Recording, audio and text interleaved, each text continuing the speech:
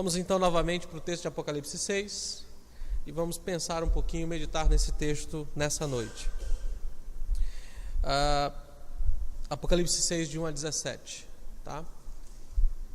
Dessa vez vamos fazer a leitura alternada, uma leitura alternada para vocês participarem dessa leitura. Então vamos lá. 6, de 1 a 17. E havendo o cordeiro aberto um dos selos, olhei e ouvi um dos 4 animais que dizia como em voz de trovão: vem e vê. Vi então, e eis um cavalo branco, e o seu cavaleiro com uma arma, e foi-lhe dada uma coroa, e ele saiu vencendo para vencer. E havendo aberto o segundo selo, ouvi o segundo animal dizendo: vem e vê.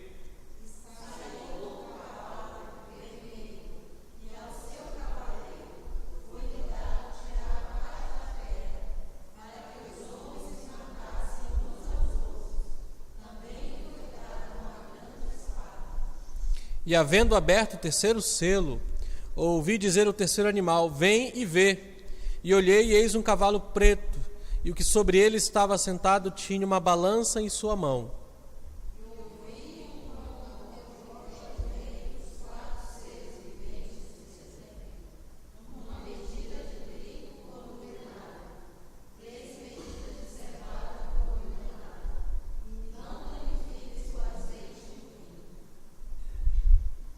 E havendo aberto o 4º selo, ouvi a voz do 4º animal que dizia: vem e vê.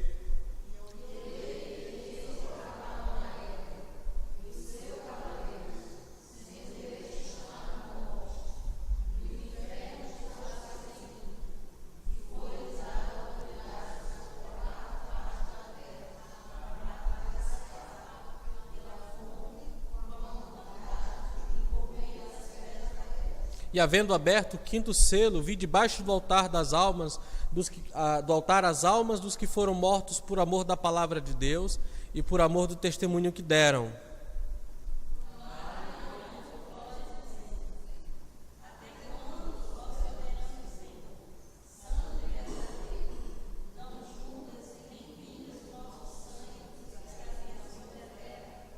E foram dadas a cada um compridas vestes brancas.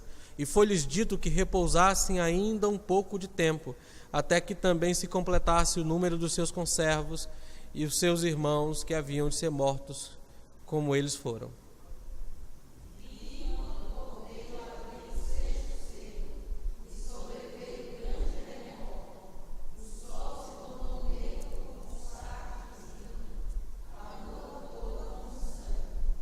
E as estrelas do céu caíram sobre a terra, como quando a figueira lança de si os seus figos, abalada por um vento.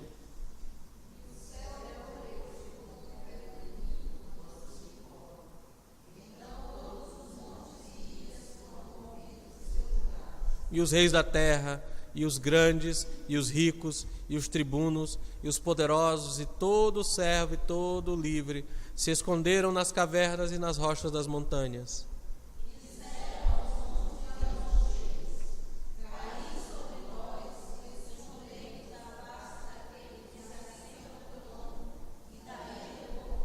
Porque é vindo o grande dia da sua ira, e quem poderá subsistir? Vamos orar. Pai, o Senhor é soberano sobre a terra. Tudo o que acontece está no teu controle. E nesse momento, quando olhamos para a tua palavra, nós somos ensinados de que o Senhor rege a terra com sabedoria e com justiça. E que com a tua mão poderosa o Senhor há de julgar o mundo com reto juízo, e redimir e salvar o teu povo com a tua graça. Dá-nos olhos para ver essas verdades nesse livro. Nós te pedimos, ó Deus, em nome de Jesus. Amém. Meus irmãos, quando você pensa, quando você entende que Jesus está no controle de todas as coisas, no controle da história, o que vem à sua mente? Quando você pensa na verdade impressionante de que Jesus está no controle de tudo o que acontece, de cada aspecto da história, de cada momento da história, o que isso vem para a sua mente? O que isso traz a você? A forma como você responde a isso vai mostrar o que você pensa sobre Deus. E também vai mostrar se as preocupações de Deus são as suas preocupações, se os interesses de Deus são seus interesses, se as suas preocupações e interesses são derivados da Bíblia ou se são derivados de outra fonte qualquer. Quando você pensa em Jesus como aquele que tomou para si e que recebeu do Pai a autoridade sobre todas as coisas, o que isso traz à sua mente, ao seu coração? Quando você pensa em Jesus governando, você pensa principalmente sobre as coisas que você deseja, as coisas que você quer, né? Uma grama verde, o céu azul, sorrisos para todo lado. É isso que vem na nossa mente quando pensamos nisso? Ou nós estamos de fato interessados com aquelas coisas que Deus se interessa? Quando, por exemplo, você é ofendido pelas pessoas porque elas ofendem você por sua fé, qual é a sua principal preocupação? Qual é o seu principal interesse? O que é que vem em primeiro lugar? Você pensa de si mesmo, essa pessoa existe para amar a Deus com todo o seu coração, mente e força, e não está fazendo isso, e isso desonra a Deus? Ou quando pessoas ofendem você, elas ofendem você porque não gostam de você e você fica ofendido com isso? Quando pessoas ofendem você, elas ofendem você por causa do que você tem dito ou feito por causa do Senhor ou a despeito de Deus? Em outras palavras, a preocupação primária sua é com a glória de Deus ou com a sua própria glória? Os principais pensamentos que vêm à sua mente são pensamentos sobre como as pessoas devem honrar a Deus e se recusam a fazer isso. Quando você olha para o mundo, olha para a TV, olha para as histórias, olha para as pessoas ao seu redor, você se incomoda em perceber que as pessoas ao seu redor não vivem para a glória de Deus? Se as suas preocupações são derivadas da Bíblia, então Apocalipse 6 não vai surpreender você. As imagens desse capítulo não vai surpreender você. Mas se as suas preocupações não são derivadas da Bíblia, então o capítulo 6 será surpreendente para você. Porque alguns desses temas, como ira do Cordeiro, juízo de Deus, vão trazer algum desconforto para você. Se você está primariamente preocupado com as preocupações e interesses de Deus, então a sua preocupação primária será pela glória dele, pela glória que lhe pertence. E se você é informado pela palavra de Deus, se você tem aprendido da palavra de Deus, você saberá que Deus é um Deus justo, Deus cumpre a sua palavra e Deus vai fazer o que ele disse que vai fazer. Se Deus criou o mundo para a sua glória, e se ele promete punir aqueles que não glorificam como Deus e não dão graças a ele, como Romanos capítulo 1, verso 21 nos diz, então nós sabemos que ele vai fazer isso. Ainda que, olhando para o mundo, pareça que as pessoas continuam em rebelião contra Deus. Se a preocupação primária na minha vida não é com Deus e com a sua glória, se a minha preocupação não é derivada da palavra de Deus, então, quando eu olhar para um capítulo como esse, eu vou ficar surpreso ao ler que Jesus tem controlado a história, aquele que pegou o controle da história, como está no capítulo 5 de Apocalipse, e que logo depois a ira de Deus começa a ser derramada sobre as pessoas no capítulo 6. Essas coisas serão surpreendentes para você, porque você não sabe ou não conhece Deus, ou não se preocupa com a glória de Deus, ou não está ofendido quando a glória dele é pisoteada e desonrada pelas pessoas nesse mundo. Mas se você e eu amamos a glória de Deus, então nós vamos ficar ofendidos quando pessoas pegam os dons que Deus deu a elas e as usam contra ele. Se você ama a glória de Deus, então vai ofender você observar e ver pessoas que se recusam a honrar a Deus como Deus e a dar graças a ele por tudo que eles possuem e por tudo que eles são. Se você ama a glória de Deus, então você vai querer que a justiça seja feita e vista no mundo. Se você ama a glória de Deus, não será surpresa para você que quando Jesus toma o controle de tudo no universo, e quando ele toma esse controle em suas mãos, como ele pegou o livro lá no capítulo 5, a ira de Deus começa a ser derramada, porque Jesus está no controle de tudo, como nós vemos no capítulo 6. Não surpreenderá você. Na verdade, vai satisfazer o seu coração. Porque Deus tem sido paciente em resistir, em controlar a sua ira, em não derramar a sua ira por todos esses anos. Apesar da intensa rebelião das pessoas contra Ele.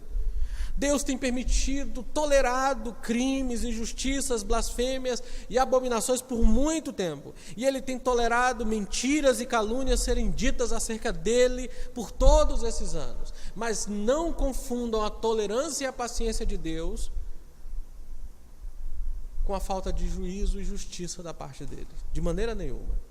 Apocalipse 6 promete que um dia a ira de Deus será derramada sobre todas as pessoas. E no devido tempo, finalmente, no devido tempo, a justiça será feita. Os ímpios prestarão conta do que fizeram. O justo será vingado. Deus será glorificado em sua justiça. Esse é um aspecto importante da palavra de Deus, que nós precisamos lembrar. Nós precisamos ter nossas mentes e nossas afeições moldadas pela palavra de Deus. Nós precisamos amar a Deus com todo o nosso coração, com toda a nossa mente, com toda a nossa alma, com toda a nossa força. Precisamos amar a glória de Deus acima de tudo. Precisamos desse capítulo, do que esse capítulo nos dá, porque nos mostra quão apaixonadamente comprometido o Senhor Deus é com a sua própria glória. Nós precisamos entender isso, para que possamos entender o que a Bíblia vai nos mostrar sobre Deus. O principal ponto aqui é o seguinte: Deus é justo, e Deus irá pagar, retribuir de maneira justa todas as formas em que sua glória tem sido desprezada e a sua santidade tem sido maculada ou ofendida com os nossos pecados. É isso que capítulo 6 vai nos mostrar. Isso é importante para nós, porque se não houver uma prestação de contas um dia, o mundo não tem sentido. A vida não teria sentido, porque muita injustiça é cometida no mundo sem que as pessoas paguem por isso. Então não haveria esperança. Mas a consciência que temos de que todos os seres humanos prestarão conta diante de Deus um dia, nos dá sentido para a vida também. Apocalipse 6 nos apresenta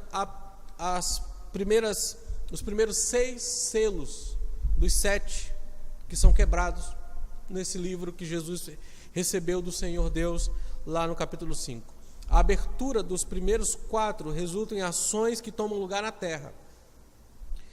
E quando o 5º selo é quebrado, ou aberto, então João vê as coisas como estão acontecendo nos céus. Terra e céus. Por isso, nessa noite nós vamos ver os 4 selos e os 4 cavaleiros, versos de 1 a 8, e logo depois, então, os mártires e os sinais nos céus da ira de Deus. Vamos lembrar um pouquinho do que a gente viu até agora. A profecia apocalíptica do livro de Revelação é aberta com uma carta endereçada aos cristãos nos 8 primeiros versos. Nesse ponto, João começa a descrever a visão que ele teve de Jesus como naquele dia do Senhor, no domingo. E após ele ter descrito Jesus, capítulo 1, de verso 9 a 20, ele relata aquelas proclamações autoritativas que Jesus enviou às 7 igrejas nos capítulos 2 e 3. Nós estudamos as cartas às 7 igrejas. E então Jesus, após as cartas às 7 igrejas, chama João para que ele vá e olhe e entre na sala do trono, e então ele vai mostrar para ele as coisas que acontecerão, as coisas que ocorrerão. Capítulo 4, verso 1. João, então, olha a adoração ao Pai nos céus, capítulo 4, e então ele olha o Cordeiro que é digno, Jesus, que toma o livro da mão do Pai. E quando ele faz isso, os céus e a terra irrompem a adoração ao Senhor Jesus e ao Pai. Então Jesus começa a abrir os selos aqui no capítulo 6. Após a adoração, nós vemos Jesus abrindo os selos. E é isso que nós vamos ver. Em primeiro lugar, vejam os 4 selos e os 4 cavaleiros do Apocalipse, né? E essa parte daqui para frente é densa, mas é muito interessante. Bem complicada, mas interessante. Como nós vimos anteriormente, como nós vimos até agora, Jesus está no controle de todas as coisas. E o modo como ele vai executar esse controle é revelado a partir do capítulo 6 até o capítulo 19. E a sequência dos eventos que João descreve aqui, quando ele toma um selo e Jesus começa a abrir os selos, ele tem um paralelo exato com Mateus capítulo 24, o sermão apocalíptico de Jesus, escatológico de Jesus, lá em Mateus capítulo 24. Então, à medida que nós vamos pegar o capítulo 6 de Apocalipse, nós vamos interpretar esse capítulo à luz também do capítulo 24 de Mateus, porque eu penso que João provavelmente sabia, porque esteve lá e ouviu o sermão, e ele esperava que os seus leitores também conhecessem esse sermão de Jesus. Então, Apocalipse 6 e Mateus 24 são apresentações complementares da história do mundo entre a primeira e a segunda vinda de Jesus Cristo. E o que nós vamos ver é que essas verdades vão ser apresentadas ao longo do livro de Apocalipse em visões diferentes, ou em óticas diferentes, mas sempre culminando com as mesmas perspectivas: a ira do Cordeiro, o julgamento de Deus no fim do tempo. Os julgamentos que são descritos do capítulo 6 ao 16 estão unidos diretamente à sala do trono, a visão que nós vimos no capítulo 4 e 5, de maneiras das mais variadas. E uma das formas variadas de olhar o julgamento final e a execução de Deus da história é exatamente aqui na abertura dos selos. E essa abertura dos selos está unido ao trono de Deus, pela atividade das 4 criaturas que estão diante do trono, ao redor do trono. Quando os primeiros 4 selos são abertos, uma das 4 criaturas chama os 4 cavaleiros do Apocalipse para que se apresentem. O julgamento que esses cavaleiros trarão é apresentado e chamado, ou é convocado por essas criaturas viventes que estão adorando a Deus em seu trono. E parece que há uma progressão, essa progressão desenvolve à medida em que um dos cavaleiros aparece, o próximo aparece, e você notará um desenvolvimento que segue, ou seja, o primeiro traz uma coisa, o outro é uma consequência do primeiro cavaleiro, o terceiro é uma consequência do segundo, o quarto é uma consequência do terceiro. Então, o branco vence numa batalha, essa batalha tira a paz destrói os bens materiais, ou dá escassez de alimento, e a escassez de alimento leva à morte e às pestilências. Então, uma coisa levando uma atrás da outra. Essa sequência parece ser exatamente isso. E nós vemos o primeiro deles aqui no capítulo 6, verso 1, quando ele diz: e havendo o Cordeiro aberto um dos selos. Note que aqui a ação ela é continuada com o capítulo 5, ainda estamos na cena do capítulo 5. E ele então abre esse selo, Jesus abre o selo. O Cordeiro toma o livro, a celebração de adoração acontece, e agora a sequência de eventos continua com o Cordeiro abrindo o primeiro selo, na quebra do primeiro selo. Então, João vê as coisas que ele esperava ver e que o levou a chorar no capítulo 5, porque ninguém podia abrir os selos. Uma vez mais, o primeiro selo, uma vez que o primeiro selo é aberto, João diz: eu ouvi um dos 4 seres viventes, uma das 4 criaturas viventes, dizerem com uma voz de trovão: vem e vê. E então dessas 4 criaturas que estavam ali ao redor do trono de Deus fala, e a voz dele soa como um trovão que flui do trono. Lembre-se que lá no capítulo 4, verso 5, nós já ouvimos falar disso. Olha lá, 4, 5. E do trono saíram relâmpagos e trovões e vozes. E lembram que isso reflete, como nós interpretamos lá, reflete o juízo que sai do trono, o julgamento que sai do trono. Esse é o ponto aqui. E o que ele chama é descrito aqui: e vi, e eis que olhei um cavalo branco. E o que estava sentado tinha um arco e uma coroa que lhe foi dada. E ele saiu para vencer, vitorioso para vencer.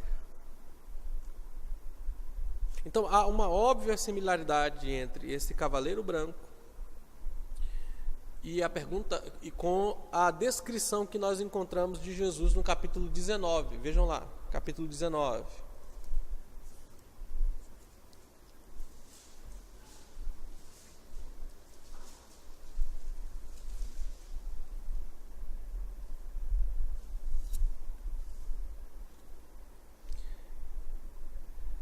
Pode ver a partir do verso 11. E vi o céu aberto e eis um cavalo branco, e o que estava sentado sobre ele chamava-se Fiel e Verdadeiro, e julga e peleja com justiça.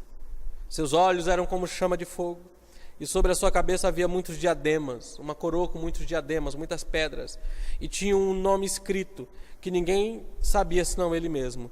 E estava vestido de uma veste tingida com sangue, e o nome pelo qual se chama é a Palavra de Deus. E seguiam nos exércitos dos céus em cavalos brancos, e vestido de linho fino, branco e puro. E da sua boca saiu uma aguda espada para ferir com ela as nações, e ele as regerá com vara de ferro, e ele mesmo é o que pisa o lagar do vinho do furor da ira do Deus Todo-Poderoso. E no manto, na sua coxa, tem escrito este nome: Rei dos Reis e Senhor dos Senhores. É uma descrição que lembra, o capítulo 6 lembra aqui. E aí nós temos um sério problema em tentar definir quem é esse cavaleiro no cavalo branco. E é claro que Mateus capítulo 24, versos 4 e 5 nos alerta também de uma outra coisa que nós vamos aprender. Mas quem seria esse cavaleiro do cavalo branco? Há várias interpretações. Uma interpretação é a de que o cavaleiro aqui representa as conquistas, as batalhas, as guerras aonde há conquistas e vitórias. E, consequentemente, as guerras trarão, as batalhas trarão guerras, que trarão mortes e que trarão fome, e esse é o caminho natural. Então, alguns intérpretes, inclusive reformados, entendem que aqui nós temos uma descrição das batalhas, das vitórias, personificada no cavalo branco. Uma outra interpretação é de que aqui seria o próprio Senhor Jesus Cristo, como, por exemplo, William Hendricks, naquele livro Mais que Vencedores, diz: aqui é Jesus. O primeiro cavaleiro seria Jesus, que saiu vencendo como um vencedor. Uma outra interpretação é a que entende que essa aqui, na verdade, é uma descrição do Evangelho. Porque a primeira coisa que Jesus faz ao vencer e a tomar controle sobre a história é enviar o seu Evangelho para vencer entre as nações, para ir vencendo vitorioso. Então o Evangelho vai se espalhando.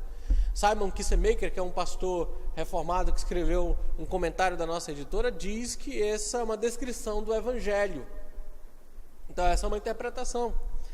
Mas há uma outra interpretação que entende que aqui é uma descrição de um cavaleiro similar à descrição do capítulo 19. Sendo que no capítulo 19, João deixa claro que aquele que está sentado é fiel e verdadeiro. Provavelmente em contraste com essa primeira visão descrita aqui no texto. Então existem alguns intérpretes, como por exemplo o pastor Derek Thomas e outros autores, que acreditam que aqui nós temos uma descrição de alguém que parece um guerreiro vitorioso como Jesus, mas que não é o verdadeiro Senhor Jesus. Há uma similaridade entre esse cavaleiro e a forma como Jesus é descrito no capítulo 19.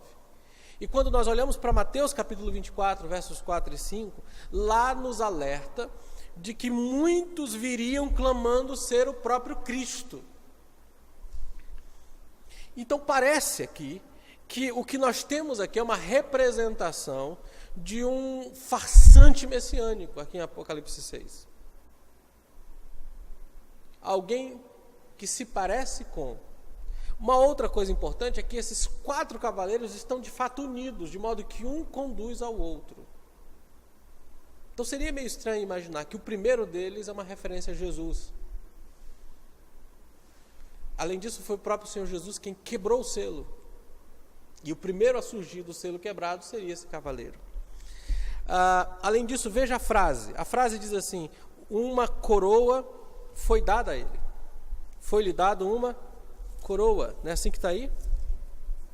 Ou seja, esse passivo aqui, quando aparece assim, é um divino passivo. Em outras palavras, quem deu essa coroa para ele é o Senhor Deus. Deus deu a ele essa coroa. Ou seja, Deus está no controle da atividade desse cavaleiro. Esse cavaleiro que corre no cavalo branco, ele não está fazendo nada além do que aquilo que o próprio Deus ordenou e deu a ele para fazer. E ele vai vencedor, vitorioso, para vencer. Quando alguém faz isso, você sabe que ele está indo para entrar em conflito com aqueles que ele quer vencer. Esse conflito vem em uma visão que nós vamos perceber no segundo selo, que é a paz que será tirada. Então é provável que essa seja uma referência a um falso profeta ou um falso Messias.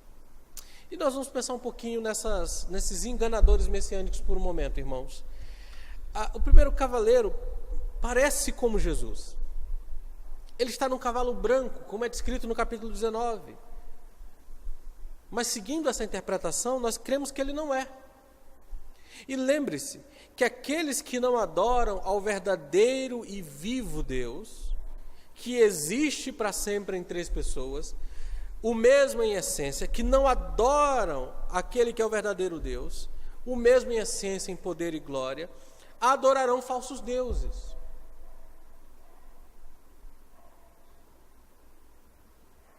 E eles, claro, não vão chamar esses falsos deuses de deuses, mas eles adorarão, às vezes adorarão outros deuses, como dinheiro, ou sucesso, ou time de futebol, ou um videogame, ou algum tipo de ofício, poder, prestígio, ou alguma visão utópica de uma boa vida. Seres humanos adorarão, não tem jeito. Seres humanos sempre estarão adorando alguém ou alguma coisa. E aqueles que não conhecem o verdadeiro Messias, Jesus, serão facilmente conduzidos ao erro, desviados por um falso Messias humano. Algum orador habilidoso, com paixão, com estilo, prometendo esperança e mudança, fará com que muitas pessoas creiam nele e não no Senhor Deus. Isso não é uma coisa nova. Hoje em dia mesmo nós vemos, mas durante muito tempo, ao longo da história, sempre existiram, meus queridos, falsos messias. Através do mundo e pelas eras, falsos messias sempre surgiram. E Deus revelou isso através de Jesus Cristo, abrindo esse selo para nós. E João registrando a visão, para que o povo de Deus não seja enganado, não seja ludibriado por aquilo que é falso. Jesus virá, Ele é o nosso Messias, Ele, tão somente Ele, trará o reino de Deus. Seguidores do Messias Jesus, do Rei Jesus, não adorarão os deuses dessa cultura e não seguirão os falsos reis que tentam nos oferecer nesse mundo. Então esse primeiro ponto aqui é importantíssimo. E nós lemos sobre o que segue, quando falsos mestres surgem. Veja os versos 3 e 4. Quando abrimos o segundo selo, quando abri o segundo selo, verso 3, e havendo aberto o segundo selo, ouvi o segundo animal dizendo, vem e vê. E saiu um cavalo vermelho, e ao que estava sentado sobre ele foi dado que tirasse a paz da terra, e que se matassem uns aos outros, e foi-lhe dado uma grande espada. Você pode ver aqui, né? O segundo deles, o conquistador no cavalo branco, é seguido por um cavaleiro num cavalo vermelho. E aqui novamente nós temos o passivo divino. Veja o verso 4. E foi dado que tirasse a paz da terra, e que matassem uns aos outros, e foi-lhes dado uma grande espada. Ou seja, foi permitido que eles tirassem a paz. Foi dado uma grande espada, ou seja, Deus deu ao cavaleiro, no cavalo vermelho, no cavalo branco, uma coroa, e ele vem para conquistar como um falso Cristo. E então Deus deu ao segundo cavaleiro a habilidade de tirar a paz. E Deus deu a ele uma espada que simboliza a morte, a guerra, que trará guerra e tirará a paz da terra. E essas são as guerras que Jesus prometeu lá em Mateus 24:6. Abram lá em Mateus 24:6.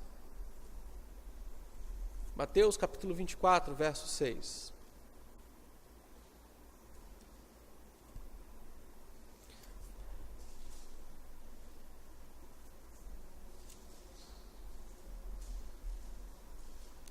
Veja que no verso Mateus 24, versos 4 e 5, ele fala de falsos mestres, de messias falsos, como nós vimos aqui no primeiro cavaleiro. Logo depois, no verso 6, ele diz o quê?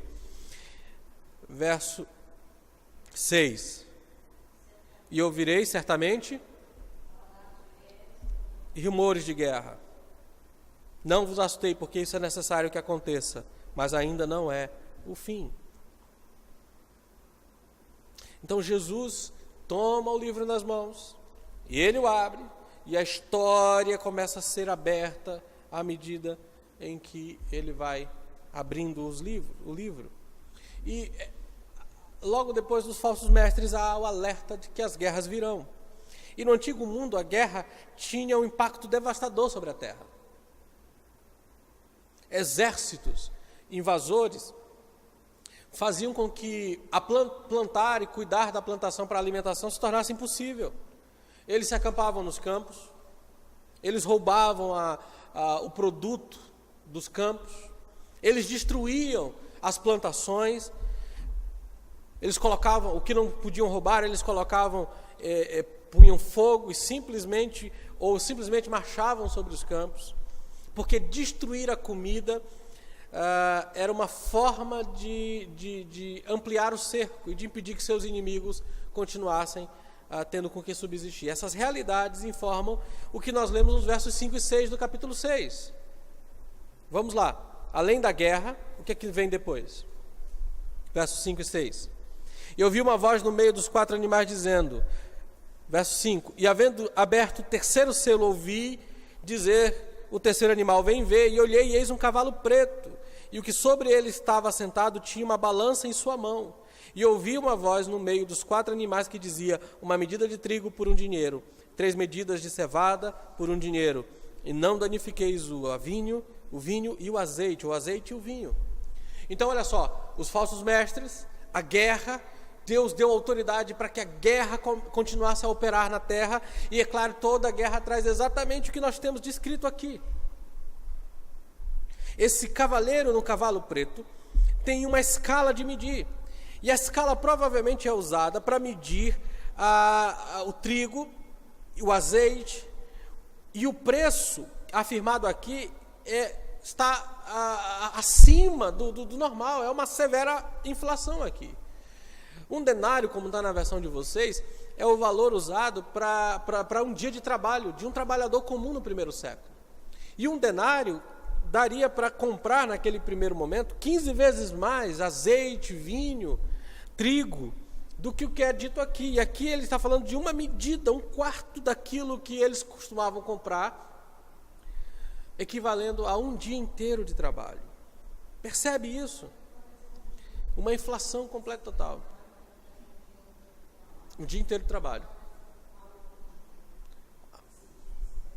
Pegue o seu salário de um mês, divida pelos dias úteis de trabalho, dá mais ou menos isso aí. Não é de hoje, mas pense bem. Hoje não seria, mas pense em um salário mínimo. Dividindo isso pelos dias trabalhados. Nós trabalhamos quantos dias no mês? Não é 30, 20? 22. Então pegue 800 e divida por 22. 800 não, 900, né? 840 por 22. Daria quanto aí? Né? Mais ou menos aí. Naquele primeiro século se se pagava também pelo dia trabalhado. Trabalhava, recebia no dia após o final. Isso, claro, pensando no nosso salário, mas é claro que o valor era maior do que exatamente isso.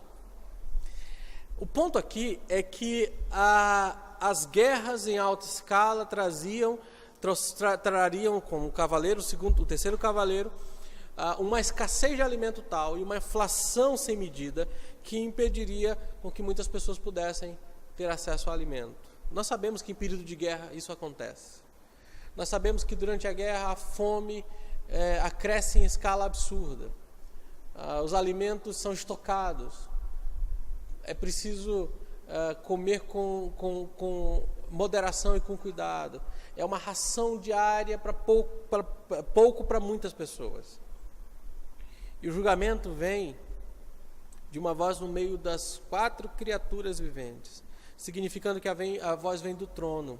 Ou seja, a voz que diz para nós no verso 6 que essa medida foi completamente modificada por consequência do que a guerra trouxe, vem do trono de Deus. Ou seja, esses julgamentos vêm de Deus. O azeite e o vinho, o trigo e a cevada, todos eles com valor acima do que normalmente deveria ser. Um valor absurdamente devastador para aqueles que tinham poucas condições. Ou seja, as condições devastadoras da guerra imediatamente afetariam a parte mais pobre do mundo. Os ricos não seriam afetados completamente ainda. No entanto, o texto fala que a fome começaria a tomar conta da terra. E a gente não pensa isso exatamente? No nosso mundo, uma pequena crise em um país pode promover um aumento absurdo do valor dos produtos no supermercado. Mas se a gente não temos experimentado no nosso país as consequências desastrosas de uma guerra, talvez agora não, mas quem sabe no futuro mais próximo. Ao revelar essas coisas, antes que elas aconteçam, Deus está preparando o seu povo para confiar nele em meio às devastações que os governos humanos criarão com as suas guerras e com as suas destruições. Vocês veem isso aí, com as pessoas que estão sofrendo, saindo de suas terras, tendo que se exilar, sair de sua terra, passando fome em desertos, crianças famintas, crianças morrendo, pessoas refugiadas, distantes de seus países, por causa das guerras. Não há paz, não há estabilidade, não há segurança, no lugar disso há muita fome. Muita fome.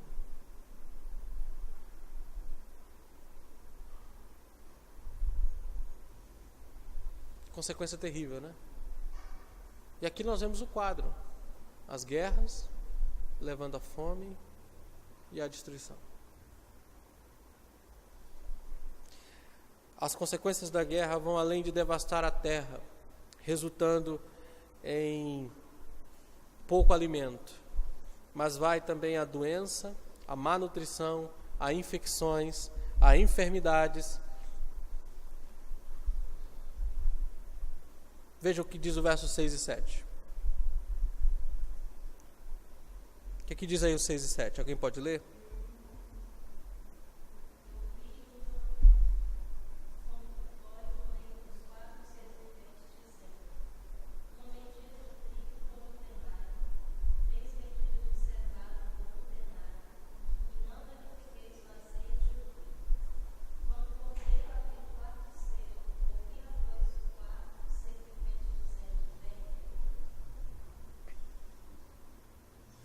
E o quarto cavaleiro quem é?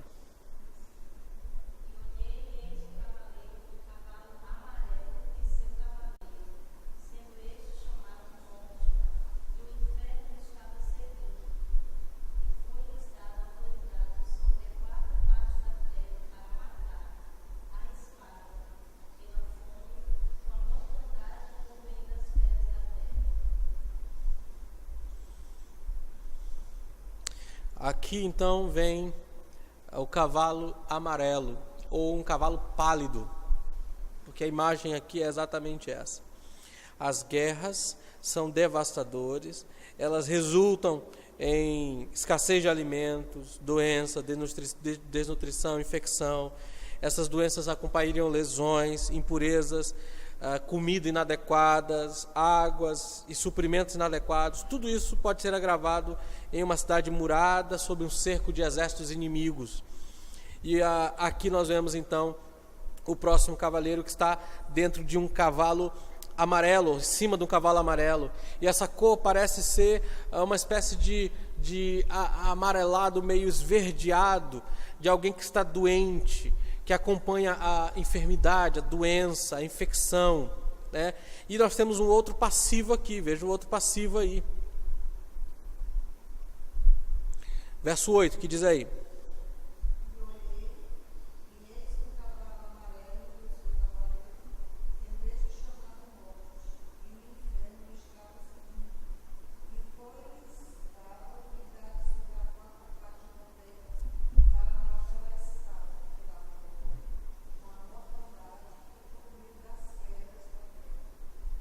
Então percebe esse cavalo pálido, com uma cor que parece ser a cor esverdeada de problemas de saúde, que acompanham enfermidades e infecções.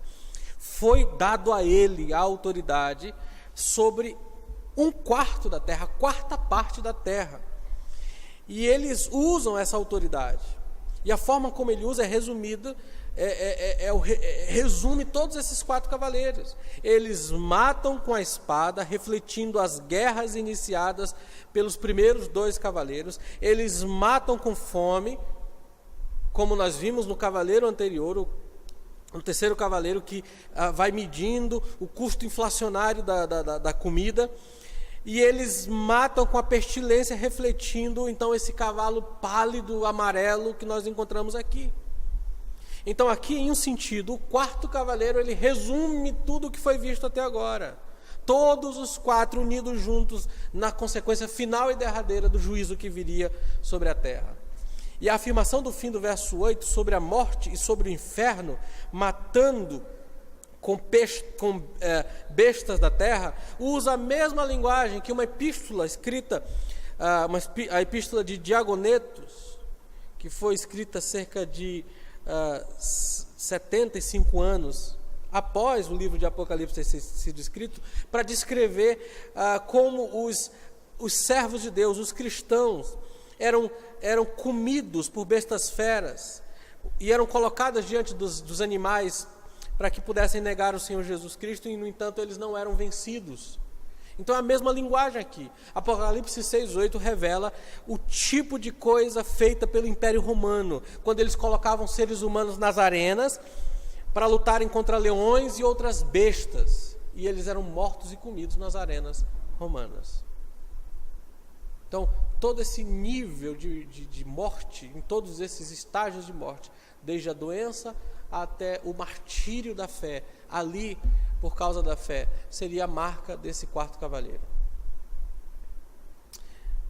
Jesus falou sobre essas coisas, que está aqui em Mateus 24, de 4 a 9. Olha lá. Mateus 24, de 4 a 9.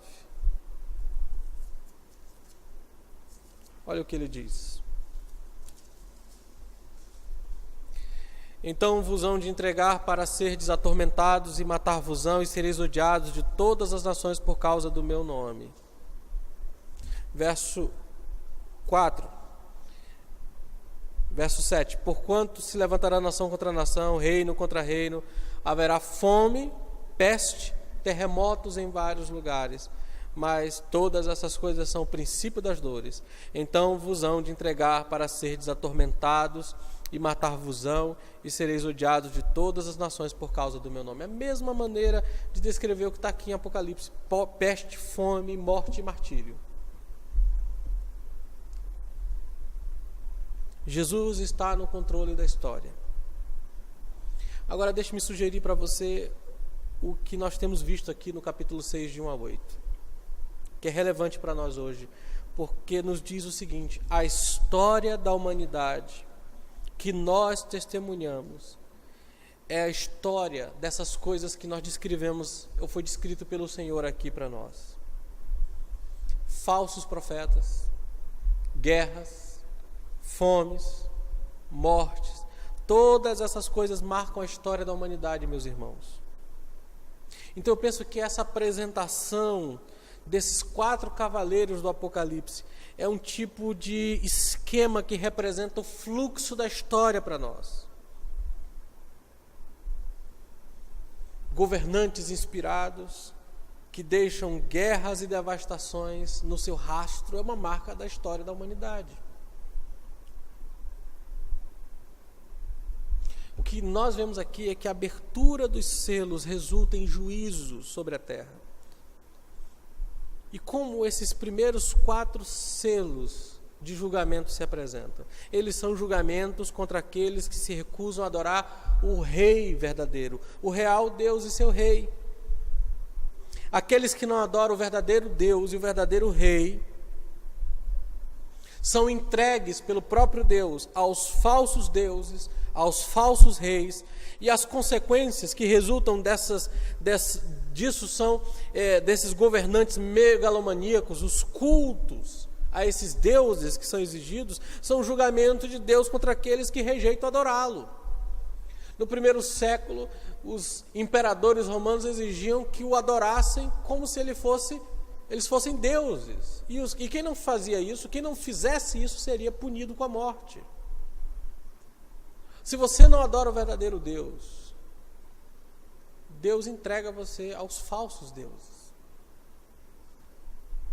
Em 2 Tessalonicenses, o Senhor Jesus Paulo diz que Deus envia a operação do erro para aqueles que não dão crédito à verdade.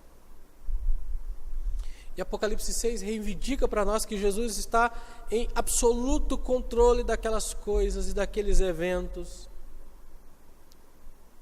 que virão à medida em que o juízo de Deus se derramar sobre a face da terra. As 4 criaturas que chamam esses 4 cavaleiros do Apocalipse estão na presença de Deus, no trono de Deus. Deus traz essas coisas à humanidade.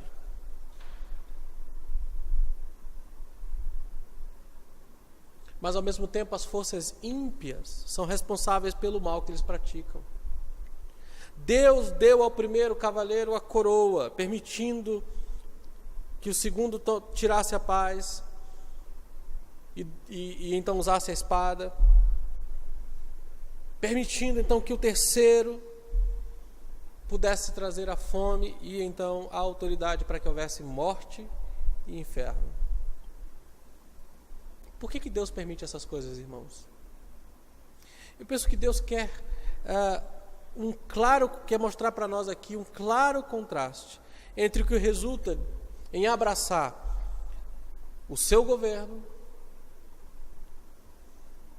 e o que resulta de rejeitar o governo de Deus. Deus quer que pessoas vejam o que acontece quando os seres humanos rejeitam o verdadeiro Deus e abraçam os falsos deuses. Deus quer que pessoas vejam o que acontece quando os seres humanos rejeitam o real e genuíno Rei, o Senhor Deus, o Senhor Messias, o Jesus Todo-Poderoso, e o colocam no lugar dele outros deuses e governantes sobre suas vidas.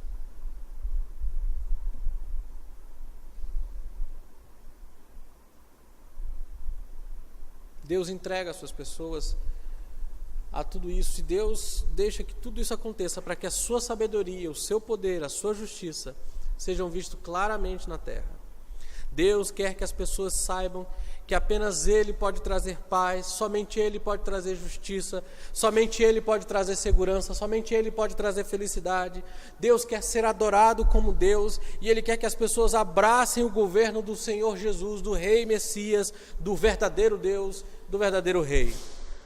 Toda dor, toda morte e todo o horror que marca a história da humanidade é uma história do juízo de Deus visitando a terra. O julgamento de Deus está vindo sobre a terra porque as pessoas não honram a Deus como Deus deve ser honrado e não dão graças a Ele. Eles se recusam a honrá-lo como Deus, então Deus os entrega aos seus deuses. Mas não há esperança nem mesmo nisso. Jesus diz que essas coisas aconteceriam, e ele diz em Mateus 24, verso 6, que elas terão que tomar lugar, mas ainda não é o fim. E em Mateus capítulo 24, verso 8, Jesus diz que esses julgamentos são o início das dores. Veja lá Mateus 24, 8. O princípio das dores. E a imagem que Jesus está usando em Mateus 24, 8, da imagem do princípio das dores, é das dores de parto que uma mulher tem. As contrações. E a gente sabe o que é isso, né? Pelo menos a gente sabe por teoria. As mulheres sabem por prática. E você sabe, as contrações começam inicialmente com tempos largos entre uma e outra. E à medida em que as contrações vão aumentando, ou seja, o tempo entre elas vai diminuindo, até que finalmente a criança nasce. O princípio das dores aqui é a ideia de que essas dores são o início, ainda não é o final. Ou seja, coisas ainda virão. Como o bebê que ainda vai nascer. Esses julgamentos são os princípios da dor, e significa que eles são mais do que uma retribuição da ira de Deus. Eles são parte do necessário processo que trará uma nova vida que acontecerá no dia que o Senhor Jesus voltar. Antes de Jesus tomar o seu povo para o novo céu e uma nova terra, para o novo Éden, novos céus e a nova terra, ele tem que trazer juízo para todos aqueles que desprezam a glória de Deus e desprezam a santidade de Deus. Deus é justo, e Jesus tomou o livro nas mãos, e ele abre os selos, e quando ele abre os selos, o juízo de Deus vem à terra. E esse é o início de um processo pelo qual ele vai julgar o mundo e fazer novas todas as coisas. Portanto, quando você olha para as guerras, para os rumores de guerras, para as mortes, você deve lamentar profundamente, sem dúvida alguma, mas deve olhar para elas e lembrar, esse é o princípio das dores. E deve olhar para todas essas coisas e lembrar, Deus está governando a história.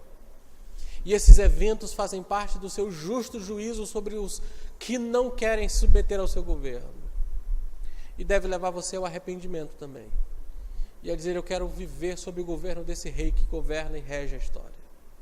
Quando o mundo estiver cheio de confusão, de convulsão, de mortes, de guerras, de coisas ruins se repetindo sistematicamente, nós devemos sabiamente olhar para essas coisas e ver Deus julgando a terra. E devemos lamentar os nossos pecados mais e mais e nos submeter ao governo do Senhor. Quando olharmos para a TV e vermos falsos mestres, falsos pregadores, pessoas se colocando no lugar de Jesus e tentando desviar o povo da verdade, devemos nos apegar mais ainda à verdade e nos submeter ao governo de Jesus. Essa é a primeira parte do livro, do capítulo 6. Os 7 cavaleiros. Um falso Messias, guerra, fome, morte. É isso que acontece quando desprezamos o Rei Todo-Poderoso.